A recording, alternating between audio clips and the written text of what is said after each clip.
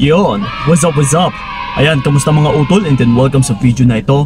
So once again, this is pa yung kaibigan ni Kiko. Siyempre, usapang pag-ibig na naman. Dahil ito, dagdagan pa natin ng inyong mga kaalaman. Kasi ito ang magiging topic natin sa video na ito ay rason kung bakit nangangaliwa yung lalaki after marriage. Yes, after na kayong maikasal is sa kalagitnaan ng kasal ninyo as a married couple, ay parang nawawala na ng gana yung isang lalaki. Kung minsan is nangangaliwa pa talaga. So dito na natin maisasagot yung mga katanungan sa inyong isipan na kung bakit sa umpisa lang talaga masaya or sa umpisa lang masagana yung relationship. Kung bakit sa umpisa lang din nagiging active yung isang lalaki. Well, depende po yan sa pagtrato or sa kung paano kayo magkaunawaan once na kayo ay nagsasama na. Yes, utol. And then, dito na rin natin masasagot kung ano yung mga rason kung bakit nangangaliwa talaga yung lalaki sa kalagitnaan ng inyong kasal or as a married couple na rin. Okay? So ito isa-isahin natin. Na una sa lahat ay kami mga kalalakihan ay gusto talaga namin ng challenge. Yes. So kung titignan natin, ito sa logic na lang utol, isipin ninyo kung magiging masaya ba yung isang lalaki or hindi. Na like for example, once na kayo ay kasal na, okay, nagsasama na kayo sa iisang bubong. So ngayon yung ginagawa ng lalaki is magtatrabaho or magtatrabaho, di ba? So ito kasi yung gusto ng babae na after ng trabaho ay uuwi na yung lalaki.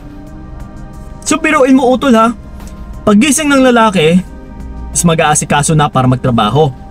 And then papasok na ngayon sa work niya. After ng work niya is uuwi na. Diretso na sa bahay. And then magpapahinga, matulog. And then kinabukasan is ganun na naman, magtatrabaho. Paulit-ulit. Then ngayon tatanungin kita, sa tingin mo hindi ba siya mapapagod? Hindi ba siya maboboard? Yes. So dito mawawala ng challenge yung isang lalaki. Na talagang mas madali siyang magsawa sa'yo kung ganito yung gusto mong mangyari. Kasi nature naming mga kalalakihan ay yung tipong parang gusto naming maglaro. That's why marami kaming hobbies. Like pag momotor, basketball, gunfiring, yes na kung ano-ano pa dyan. Kasi dyan kami nakaprogram utol. So ngayon kung babawalan mo na gusto mong ikulong yung lalaki na after na pagkatapos ng work niya is uuwi ka agad, talagang magsasawa yung lalaki sa'yo. Na isa ito sa magiging dahilan na ipagpapalit ka niya. Yes, dahil nagpapakita po ito na isang paghihigpit sa partner or sa asawa. Yes, okay? So yon, isa po yan na rason. And then yung pangalawa natin is ayaw namin sa mahinang babae. Yes, isa pa ito. Like kagaya niyan, marami kang arte. Na yung tipong parang kaya mo namang gawin is isusuyo mo pa sa partner mong lalaki. Yung tipong nagpapakahina ka. Once kasi na maramdaman ito ng lalaki na, uy, ano ba to? Parang puro sa akin na lang. Masyado siyang mahina. Yes, isa po yan sa magiging dahilan. That's why nangangaliwa yung isang lalaki.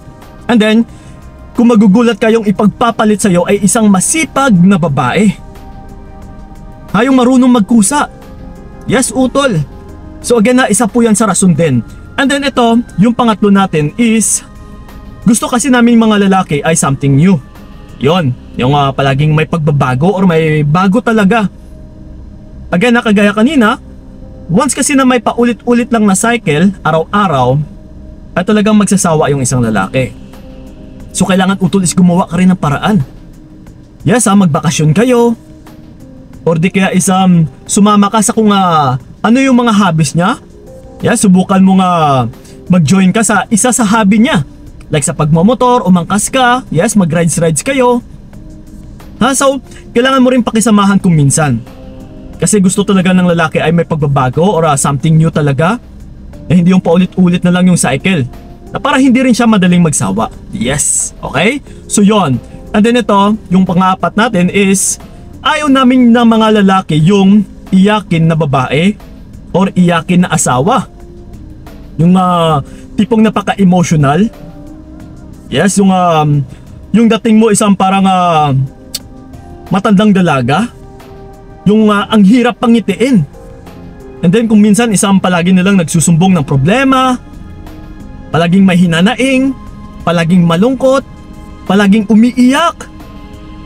Kung ganito ka kasi na klaseng babae, utol, talagang iiwan ka ng lalaki. Talagang pagsawaan ka ng lalaki. Talagang maghanap talaga ng bago din yung isang lalaki. That's why marunong kang makisama. Sana isa na rin sa inaibanggit ko dati na mas lalong nagaganahan yung isang lalaki sa isang babae na mataas yung sense of humor.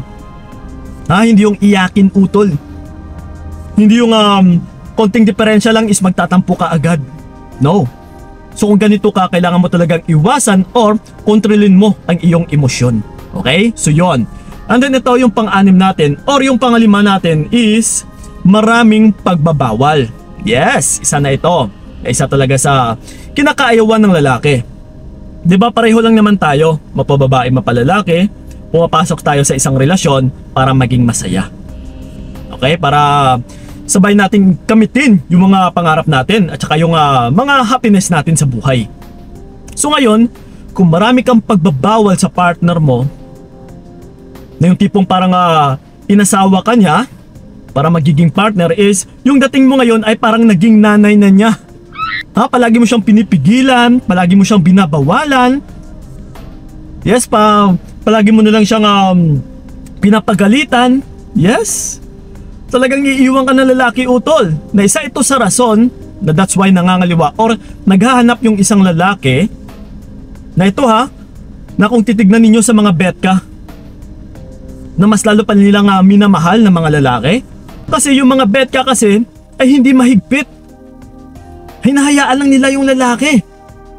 Kasi una sa lahat, alam nila na hindi sila yung unang nagmamay-ari. So pero sa gawain na ito, na parang pabaya or hinahayaan lang nila yung isang lalaki, na binibigay nila yung freedom, is mas lalo silang nagugustuhan ng lalaki.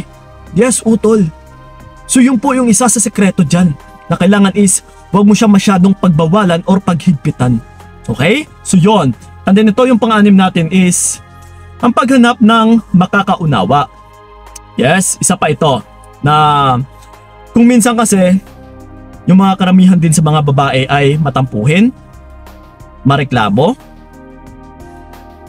na either mali man or tama ng isang lalaki or tama man yung gawain nito, and then ikaw isang palagi mo nilang siyang pinapagalitan, at talagang maghahanap yung lalaki ng mas nakakaunawa sa kanya.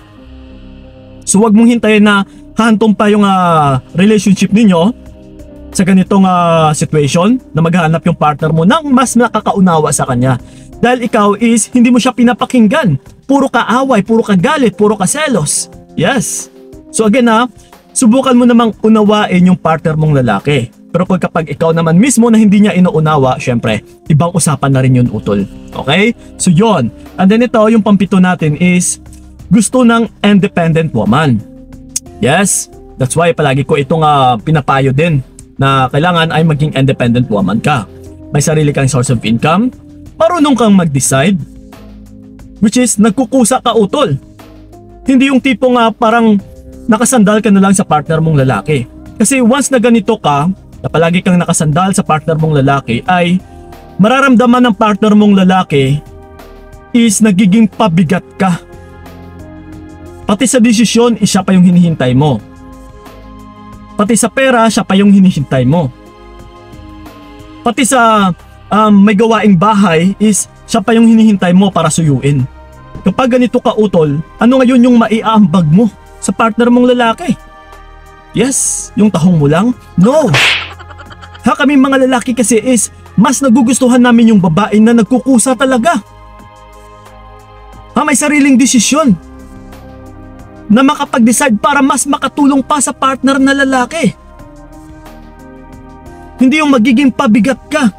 Hindi yung maging pasanin ka pa. Hindi yung maging dagdag ka pa sa palaisipan ng isang lalaki. Yes, dahil kung ganito ka, utol, na pabigat ka, trust me, darating yung panahon na ipagpalit ka ng partner mong lalaki. So that's why maging independent woman ka. na isa po yan sa pinaka-importante sa lahat. Okay? So yun lang po mga utol yung mga rason na kailangan nyo rin iwasan or tandaan. Na kahit paano is i-adjust nyo rin yung sarili ninyo. Na huwag nyo nang hintayin na darating pa sa panahon talaga na meron na siyang ibang pinagkaka-enjoyan na babae bago mo pagawin yung lahat-lahat. Yes? Ha? So yun lang po mga utol, sana nakatulong talaga yung video na ito. Maraming salamat. So ingat kayo. God bless and babush! Binigay ko lahat para wala kang masabi. Kaya nga hindi